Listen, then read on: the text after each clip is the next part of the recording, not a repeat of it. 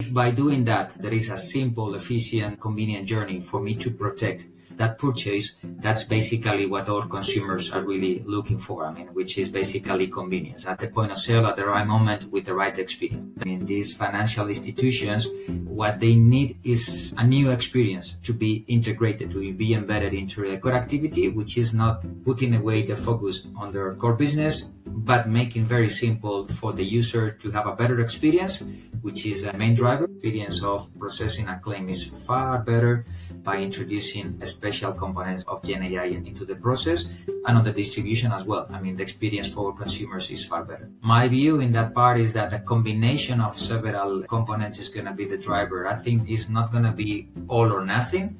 Definitely, I think there will be components where obviously adoption will be more closer to Gen AI stuff, and others that still the human touch will be there.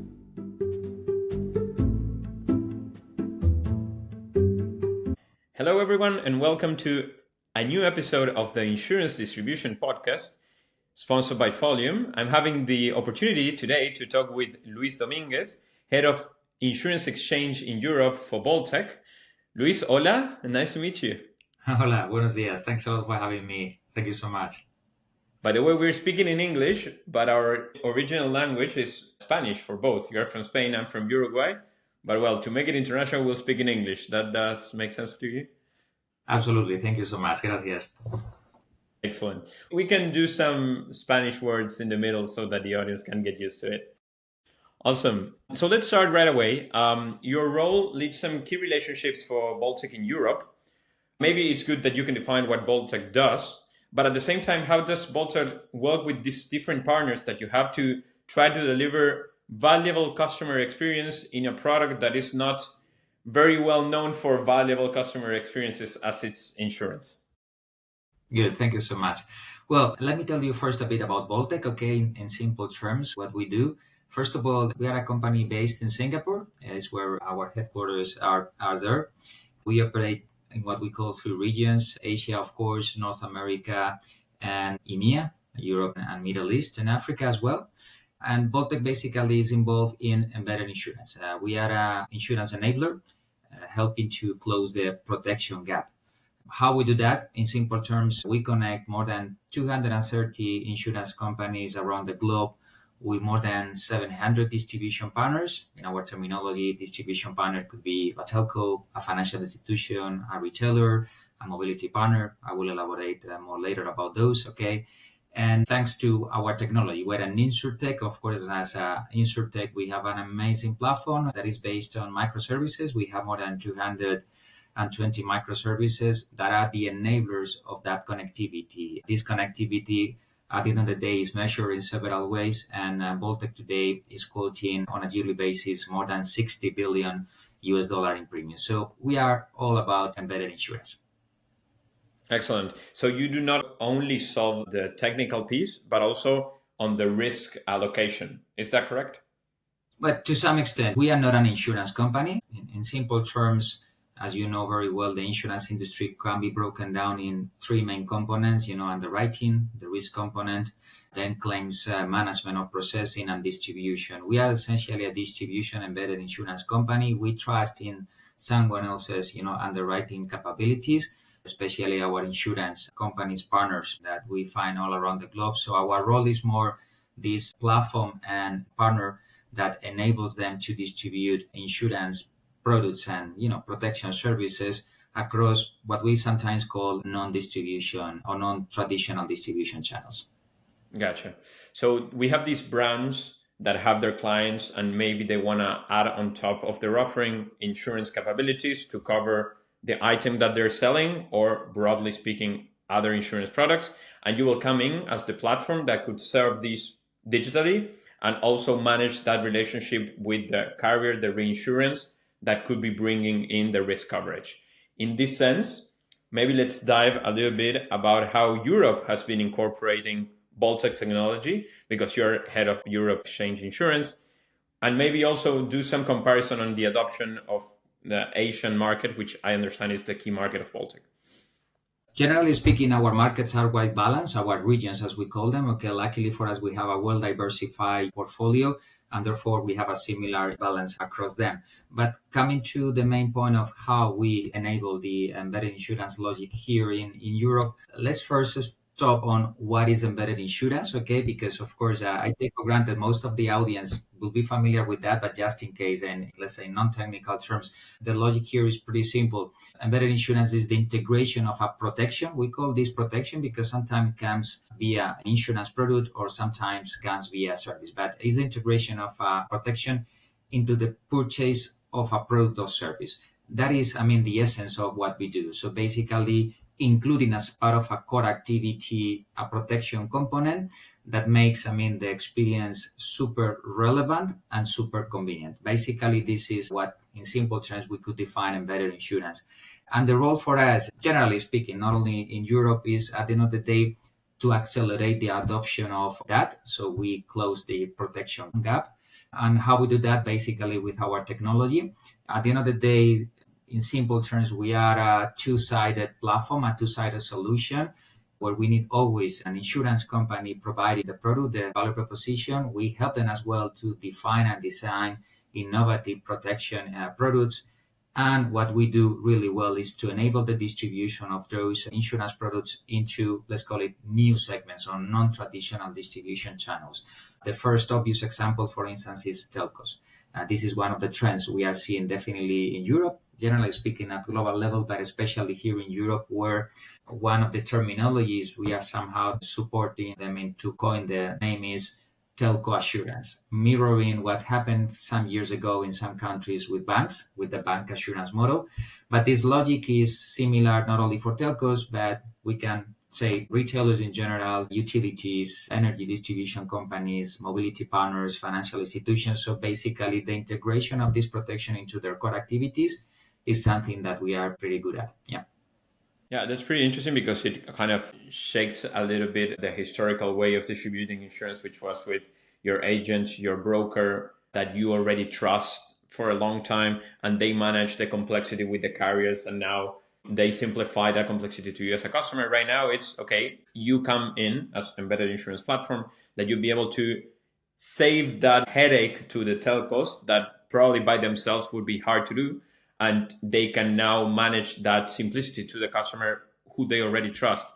What are the key things that the end customer of insurance would be valuing from their telco, from their bank, or from their traditional broker agent in this new digital AI era that you can bring from Voltec? The first, because it's pretty common across all the markets, we operate in more than 90 jurisdictions. They are all different, but there are as well some common themes in all of them. One of them is convenience. Let's follow an example. If I walk into a store, let's say, for instance, a telco store, typically I will buy either my telco plan, my connectivity plan, but I will try as well to buy, a smartphone. If by doing that, there is a simple, efficient, convenient journey for me to protect that purchase, that's basically what our consumers are really looking for. Which is basically convenience at the point of sale at the right moment with the right experience. So that I would say is the main driver of adoption of embedded insurance by consumers, which is what we are here to serve. And in the case of the brands, these telcos, these retailers, these financial institutions, what they need is a new experience to be integrated, to be embedded into their core activity, which is not putting away the focus on their core business, but making very simple for the user to have a better experience, which is a main driver. And of course, for them, basically two main drivers. For the new brands that now moving into this embedded space, they find at least two main reasons why it's relevant to them to join this initiative. One of them, of course, is loyalty. By including value-added services like protection into the core activity, they increase the loyalty and stickiness of their customer base, which today is very critical because it's a very competitive market in all the segments. And the second one, of course, and not a minor one, is a new revenue stream. So the combination of both makes the model very logic. And of course, it's an activity that is regulated, requires a lot of expertise, requires capacity to configure different user experience across many markets and different channels. And that's why Voltec was basically born. Yeah. And would you say this new trend of embedded insurance will redistribute the existing pie? In other words, new players get from the incumbent players, the historical players of insurance, or will accelerate higher insurance penetration percentage in certain regions? What is your kind of mind frame here? What we hope, because it's, to be honest, what we are here for, is that the penetration of protection increases. Let's say clearly our ambition, the way we see the future is that across the globe, the penetration of this protection grows. And therefore, I mean, we are better protected in our lifestyle in general, especially for consumers. And the way that happens, my personal view is that, of course, the main change is coming on the distribution side of things. We understand that traditional distribution channels, as the one you have described with brokers, agents, banks, they will remain there. I mean, they are very effective, however, very mature. What is happening now is that this increasing penetration of embedded insurance is moving to non-traditional distribution channels, and that is going to be beneficial for everyone. I mean, at the end of the day, we as enabler try, of course, I mean, to make the most of this trend for our partners, and our partners definitely are insurance companies, brokers, and definitely distribution partners, and ultimately the consumers. So I think that there is growth for all of them in the new model. That's great. Maybe jumping a little bit into how you're expanding into Europe. Of course, we think about Europe, maybe even the European Union, and sometimes we just mention it as one whole land, but we know each country has its differences. And when talking about insurance and integrations, probably way more. I was wondering, how are you managing this like expansion in Europe, considering all the different carriers that are available, the different telcos that are? It's not that one dominant player just goes all over Europe. Like, how you're structuring this? Are you starting with the biggest countries first, then moving to the smallest? Are you doing an all-in-one? Maybe some bit of insights here. Generally speaking, that need of localizing the experience is good news for us. Okay, of course, that is typically a challenge for more traditional players. One of the things we do really well is to solve this pain point for both sides of the platform, for insurance companies and for distribution partners, because Voltec is conceptually, a central solution, however, with a high degree of configuration on each of the markets. That's one key competitive advantage in where, in my own words, I call a multi-local approach. We operate across all Europe, okay? And of course, we started with a combination of organic growth and as well inorganic. So we are, I would say, pretty good in integrating talent from some of the acquisitions we've made around the last 5 years of our short history, but as well the capacity of growing organically with winning new accounts and as well following our partners in that geographical expansion.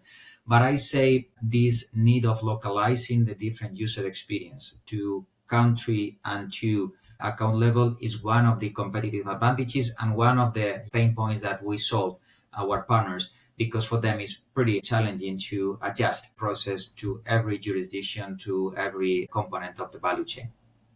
That's great. I understand that also you might have like multi-local players that would value this a lot, because it's not only integrating with their country, their origin country, but to all the different countries, and they can develop this solution multi-country. So I appreciate that as a solution, probably. That's amazing. And let me just reiterate that of course, one of the growth, patterns that we are seeing is that more and more brands operating in many countries are really the drivers of our growth, because one of the what we call key components of our value proposition is that multi-country capacity. So we are more than used to follow big brands, okay, across their different geographies to solve them usual challenges like economies of scale, time to market, and regulatory side of things. Yeah, impressive. That's great.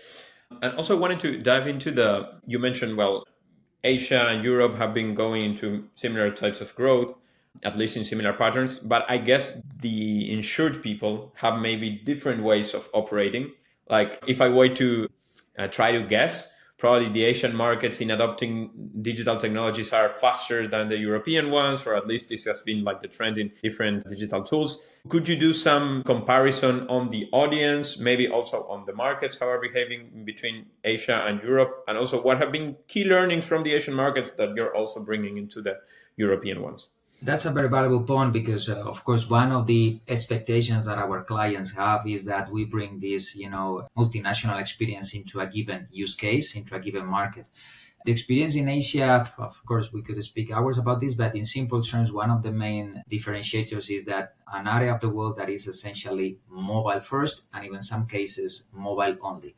There are many, let's say, cultural and economical reasons behind that, but they were one of the first, to really adopt mobile as a main driver of their digital interaction. A company like us, headquartered in Singapore, we have benefited a lot in our capabilities to bring that digital expertise into Europe. Of course, our platform is omni-channel. Still, one of the key components of the distribution is the physical, the human side of things that is always present. And that's why we have an omni-channel solution. But the digital experience is something that we have, let's say, imported from the Asian countries that we operate because they are very, very advanced. That's excellent. So you would say that in terms of adoption of the digital tools, Europe has still an interesting path to move as users, I mean. Yeah, yeah. And you're betting on that. Like you're betting, okay, it is likely that everybody will like to have a digital transaction, which is more convenient, easier than what they currently are doing. Of course, the current channel will probably go that way too. Mm-hmm. It's a matter of how you bring value to that relationship, either with you have with your telco, with your financial services, with your broker. Which one is the one that brings more value for me to trust a fungible product, right? Like you cannot touch the product. It's hard. That is why the digital piece is important too. I always use two extreme user experiences to reflect on the fact that what really matters is being customer centric. We have clients, distribution partners that are only physical, so they only distribute their core business in a store, in a physical point of sale. Others that are only digital, they only distribute e-commerce, and the vast majority, which is a combination of both. Okay, so let me give you an example of, for instance, only physical. For instance, one of the segments that we serve really well is hearing aids. The experience is for a segment of the population that they want, to have, the audiologist in person advising them on what is the best, hearing aid device that supports them better. On that, our platform is able of, integrating the experience of the insurance embedded into the journey on a mainly or only, point of sale experience. Then on others, we have, for instance, consumer electronics companies partnering with us that are only digital. We only integrate that component of the platform, the digital only experience. And the vast majority of the customer base or our client base is a combination of digital and physical. So that's why having a solution that is able to configure in the best and more local user experience is critical for us to really do the proper embedded insurance experience. Yeah. And also, I guess it comes with new product capabilities, like bringing in maybe some products that were not in the market before to try to bring them in to make them tied to either retail experience, telco experience, and also a new way of doing claims, I guess. You also collaborate in that part, right? Like digitizing the claims experience. It's a valuable piece of the trust that you were mentioning, right? Right. And I think looking about the opportunities, of course, you're a big expert on that, but the way we see coming back to the three main components of the insurance industry, distribution, underwriting or risk evaluation and claims management, the core of our activity is always distribution, but in some components like consumer electronics, we are as well pretty expert in making the most of the claims experience.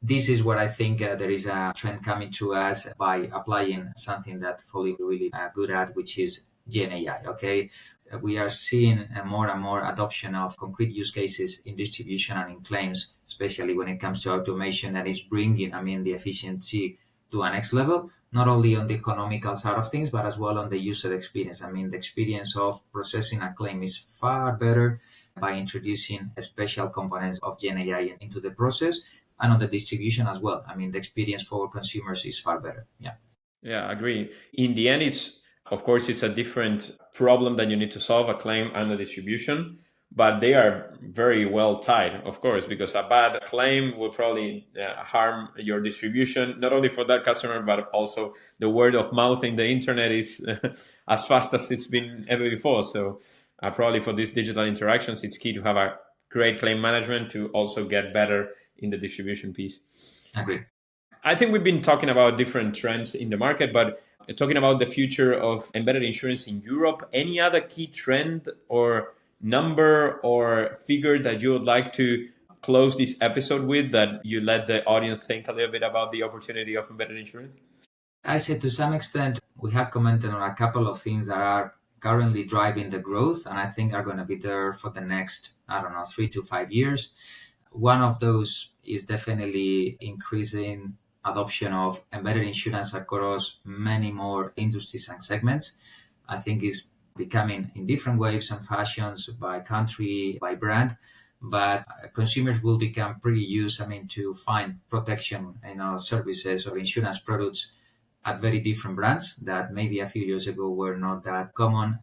As I said, telcos are really coming at pace for this opportunity, retailers, financial institutions, neo financial institutions, but as well traditional ones are adopting this, mobility brands, OEMs. So the future is growing in that direction. And I think that's the main area of growth for embedded insurance. And the other definitely is Gen AI. We are seeing great adoption, great use cases, but I think we are still at the early days, and therefore that will be a pattern that definitely will accelerate the increase of embedded insurance. I guess in this last point, there's always the debate in the traditional channels of whether a user of the policy would be comfortable interacting with a Gen AI system that could solve the issue. My guess is that it will, because it will be easier, faster, and it will solve the issue better. But I guess there's even less debate if the user has been going through a digital experience in the past, they manage this relationship in a digital way, they'll be probably more used to managing the claim with an AI assistant, or would you suggest otherwise? No, I guess experience is telling when it comes, for instance, to channels, that omni-channel, I think, is experience. My view in that part is that a combination of several components is going to be the driver. I think it's not going to be all or nothing. Definitely, I think there will be components where obviously adoption will be more closer to Gen AI stuff, and others that still the human touch will be there. I think it's the right mix of both, a less traditional way of doing things that will, in my view, succeed. Because if you look at the past, it's obvious. Some companies started being 100% digital, like for instance, neobanks moving into the physical world, trying to open branches, and traditional banks, reducing their dependency on their physical stores, moving into digital. So I guess when it comes to Gen AI adoption, I don't think, except for some special cases, will be all or nothing, will be a combination of both. Luis, it's been a great pleasure. Thanks for providing a bit of insights of what you're building. Congrats on everything. I'm a big fan as a company, but also as a user, that you're pushing to get easier, more accessible insurance. So congrats. And there's a lot to keep doing in Europe. So maybe in a couple of years, we can chat again and see what has been built.